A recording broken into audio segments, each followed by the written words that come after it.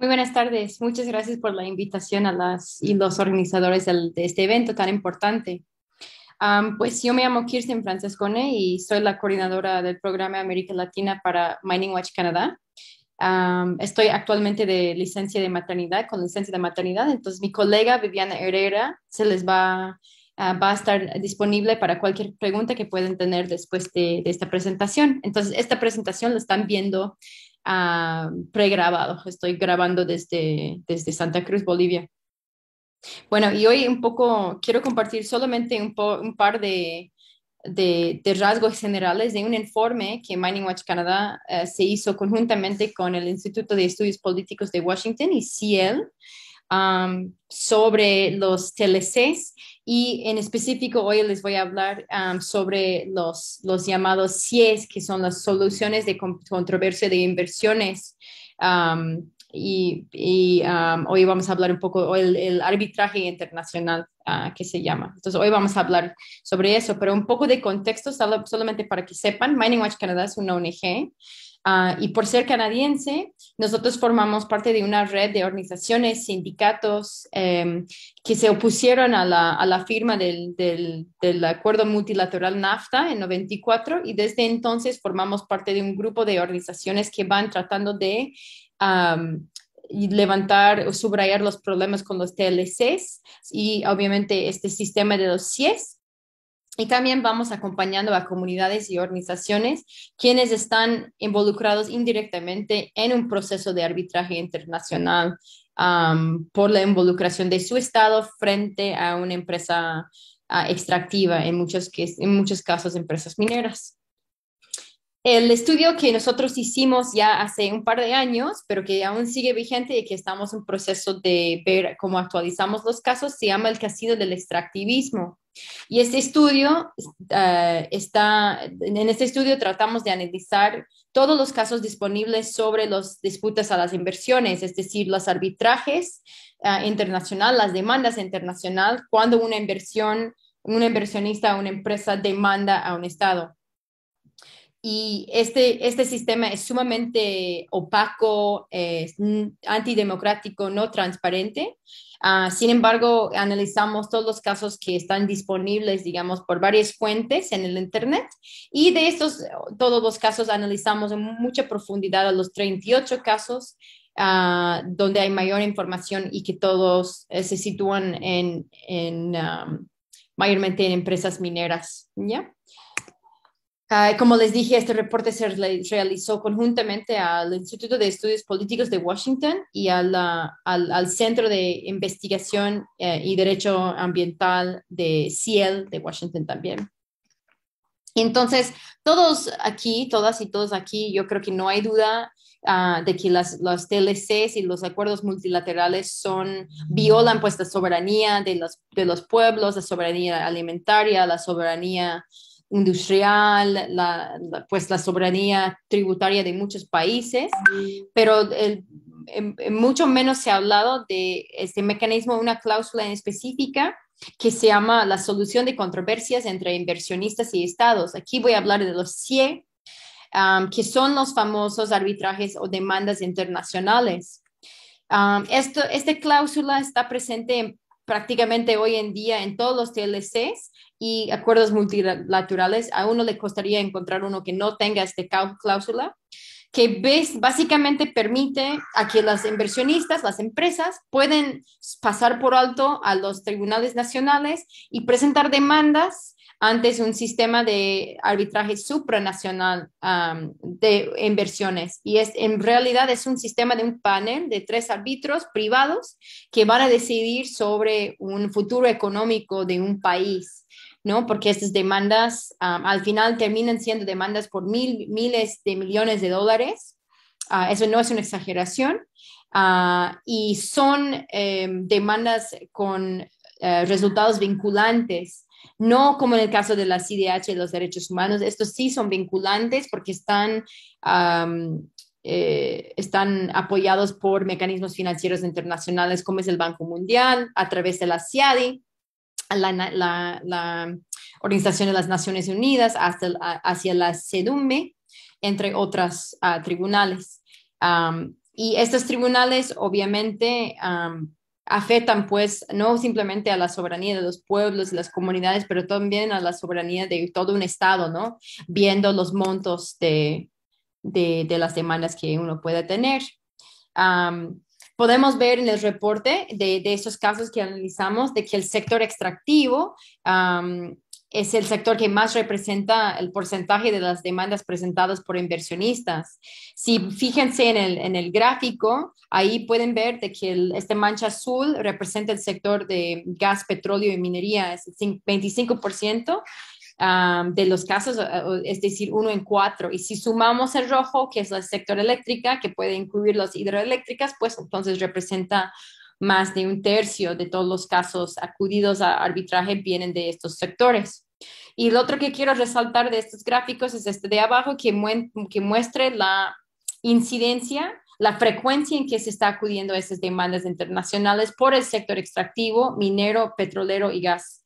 Y pueden ver de que a partir de los 2000 este mecanismo se utiliza de mucho mayor frecuencia, ¿no? Ha habido un boom en los arbitrajes internacionales en los últimos 20 años, como pueden ver en el gráfico. ¿Y por qué? ¿Por qué se está acudiendo pues, a este mecanismo? Pues, y también pueden ver de que los estados latinoamericanos, esto nosotros los resaltamos en el reporte, los estados latinoamericanos son los más afectados por los casos de arbitraje. A lo mejor no nos sorprende a nosotros aquí en este taller, pero podemos ver de que Argentina en primer lugar, después Venezuela, después México y al final Ecuador está en cuarto lugar de los países que más han sido afectados por demandas, más han sido demandados, ¿no? Y las barras que ven, la naranja, es los casos que han terminado en favor al inversionista, es decir, la empresa ganó, y los azules son los que están aún pendientes, están esperando decisión. Pues como les decimos, de todos los casos que analizamos, un gran porcentaje, un porcentaje importante viene del sector minero. Um, por un lado, porque pues sabemos de que hay mucha minería en América Latina y en el mundo, ¿no?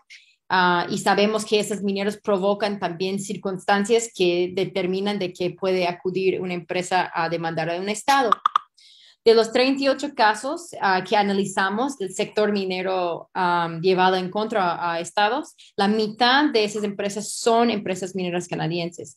Y por tanto, ahí pueden ver ustedes por qué nos interesa tanto a nosotros como organización canadiense, porque sabemos de que eso ha sido una política de nuestras empresas en demandar a estados y también una política de los funcionarios en la embajada canadiense en asegurar de que los gobiernos que están recibiendo inversión sepan de que esas cláusulas existen y por tanto actúan de una forma que va a proteger al inversionista canadiense a todo costo.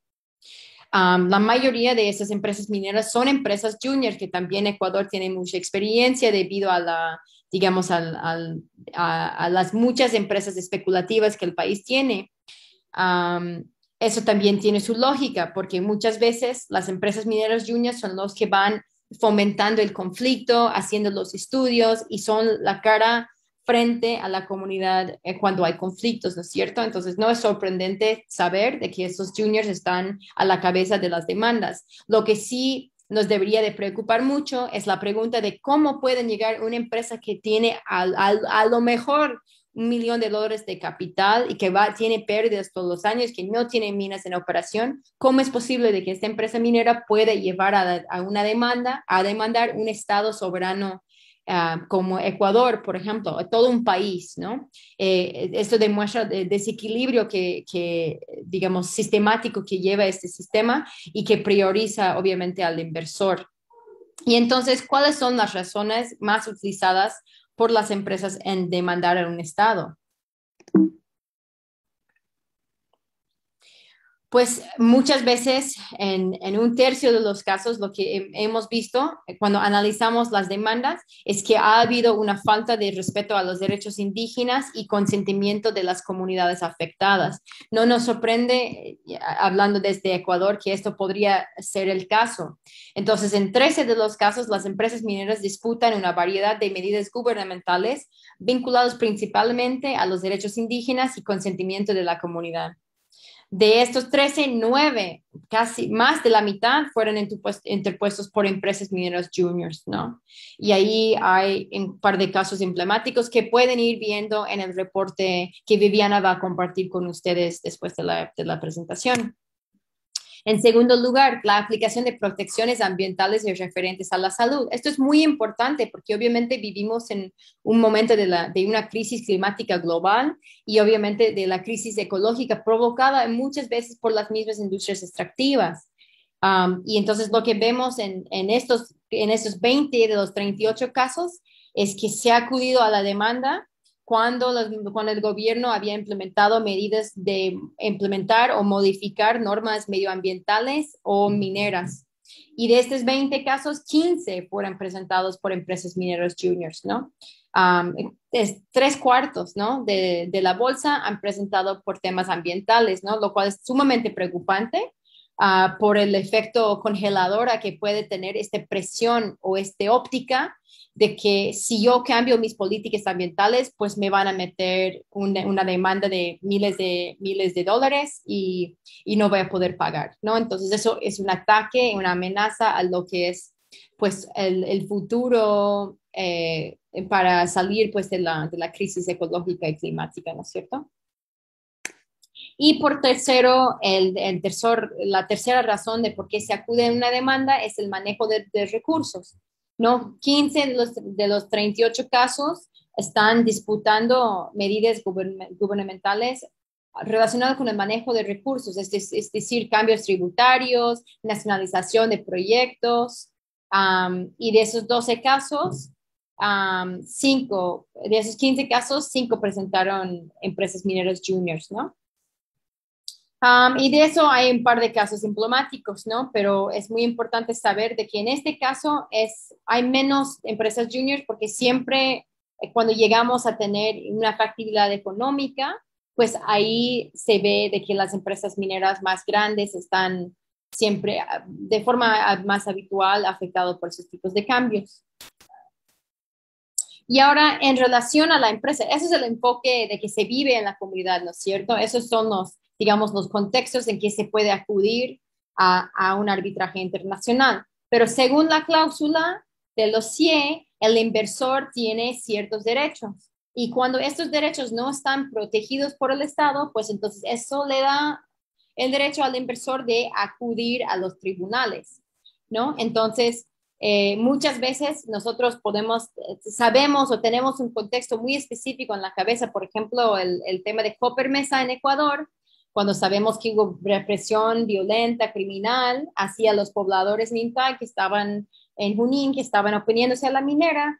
Sin embargo, las mineras, su perspectiva, como eso es una cláusula sumamente sectorial, empresarial, tienen pues quejas muy específicas, como son, el Estado me tiene que garantizar un trato justo y equitativo. Y eso vemos en muchas decisiones que es muy subjetivo y ambiguo, pues, ese término, y que las empresas lo están aplicando para que de todo es el trato justo y equitativo, y por tanto pueden ir demandando. O sea, es muy amplio el término y no hay mucha concretividad, y eso permite de que pueda haber muchas demandas.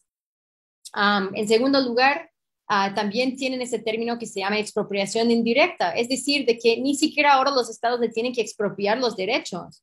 Las empresas pueden estar ahí y, digamos, alguna plantón en resistencia a la empresa no permite de que la empresa pueda seguir desarrollando sus actividades, por tanto lo llaman expropiación indirecta y acudan al arbitraje. Entonces, ni siquiera requiere la figura de nacionalización o de expropiación para poder acudir a estos tribunales. Y por tercero, que es muy preocupante para nosotros y que ya hay antecedentes en el país, es el de plena protección y seguridad. Es muy preocupante porque ahí dentro de este marco de las protecciones a las inversiones, los estados tienen la obligación de proteger la inversión del inversionista a todo costo. ¿Qué significa pues eso? Si hay una comunidad de resistencia que está tratando de poner traba o pues parar o terminar con el proyecto minero, el Estado de cierta forma tiene la obligación de mantener la seguridad de la inversión hasta llegar a criminalizar a las personas, a enviar los militares, a enviar los policías para que el inversionista esté seguro en su inversión. Y eso le da la razón de cierta forma bajo este marco. Y eso es lo que vimos en la decisión del caso de Copper Mesa, porque a pesar de que el tribunal reconoció de que sí hubo violaciones violentas, ataques violentos, sistemáticas por parte de la empresa, le dio la razón al inversor y obligó al Estado ecuatoriano a pagarle, a indemnizarle a la empresa de casi $20 millones, ¿no es cierto? Entonces ahí podemos ver cómo el juego está siempre enmarcado, el juego siempre está a favor de las empresas, en este caso mineras, pero de las empresas inversores. Yo creo que es muy importante en este contexto que se vive ahora en Ecuador con semejante cantidad de empresas mineras canadienses, de que esto aún sigue vigente y relevante para todos estos casos. Es decir, desde Solaris en Guarinza, hacia Dundee Metals en Loma Larga, hacia Cornerstone en Los Cedros, todos estos casos son relevantes, a pesar de que, y eso sí es muy interesante, de que no hay una TLC vigente entre Canadá y Ecuador en este momento. Muchas personas me han dicho, pues, pero ya se terminó el TLC, el Correa lo dejó así, que no esté vinculante. Pero el problema con ese TLC es que si ustedes vean, hay un capítulo que dice de que si a pesar de que el tratado no se haya implementado, digamos, no estaría funcionando, la cláusula sobre los CIEs, sobre los arbitrajes internacionales, sigue aplicando por 15 años. Entonces, hasta que se termina, digamos, el acuerdo vigente entre Canadá y Ecuador, puede correr un plazo de 15 años que las empresas mineras canadienses pueden seguir acudiendo a esas demandas para presionar al Estado de que haga lo que la empresa quiere, ¿no? Que se proteja a su inversión o reprimiendo a la gente o no reconociendo consultas populares legítimas o lo que fuera, ¿no es cierto?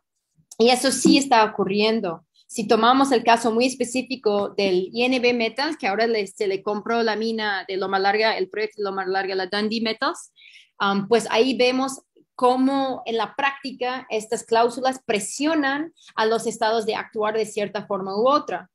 Esto lo llamamos el efecto disuasorio, porque digamos, yo como Ecuador, que ya tengo experiencia en tener que pagar indemnizaciones a empresas que me han llevado a las demandas internacionales, yo voy a tener miedo a que otras empresas me demandan. Y por el lado del inversor, que sabe que la empresa, que el Estado puede tener ese miedo, y los embajadores canadienses y los funcionarios en el gobierno de Canadá saben que tienen esos antecedentes, entonces manejan la demanda como una amenaza frente a cualquier decisión que puede ocurrir a afectar una inversión. Tomamos el caso de Loma Larga y la famosa consulta de Girón, si se recuerdan, hace un par de años, ganó el no a la minería en Girón. Cuando eso ocurrió, salió el ministro de Minerías, en este entonces era el Benalcázar, diciendo de que pues sea lo que sea la consulta, se gane el no a la minería, pues entonces la empresa les iba a demandar al Estado ecuatoriano por $700 millones. Y lo dijo así, como que ustedes, bueno, decidirán lo que quieren decidir, pero eso nos va a costar como país $700 millones y por tanto no lo vamos a permitir. Y ese discurso lo mantuvo el mismo gerente de la empresa durante la época de las consultas y se sigue oyendo esto como amenaza, ¿no es cierto? De que, bueno, si nosotros tomamos la decisión soberana de decir no a la minería, nosotros vamos a costar al país $700 millones.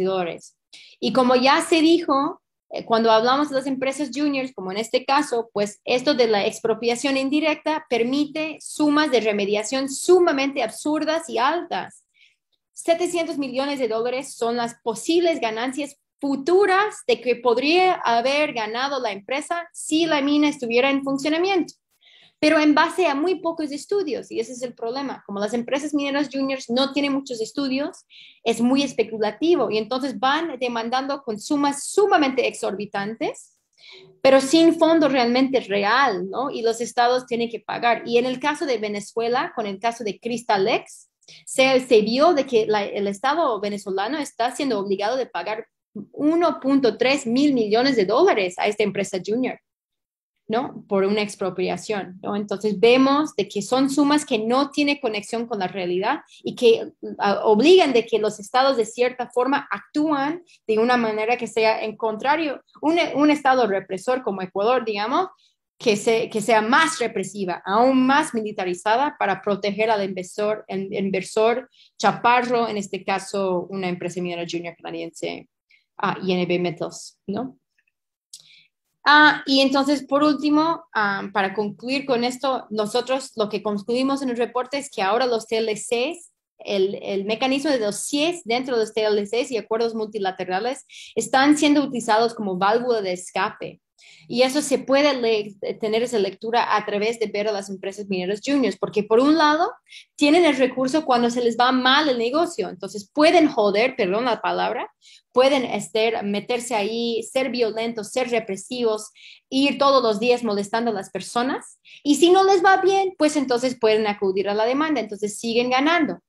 Pero también lo que estamos viendo es que esas empresas muy pequeñas que son muy especulativas están viendo como una oportunidad económica, financiera, de poder recuperar lo poco que se haya invertido y ganar además más.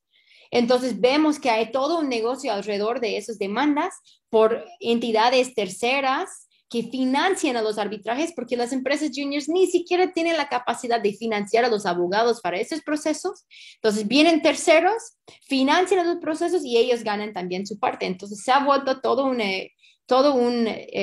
digamos, una manera de generar más ganancias sobre algo ficticia, ¿no? Que al final de cuentas son depósitos que no tienen alta probabilidad de ser explotadas. Por eso llamamos pues este sistema de los CIEs el casino del extractivismo y les invito a todos para que puedan ver el reporte y cualquier pregunta que puedan tener lo pueden dirigir a Viviana. Muy buenas tardes y muchas gracias.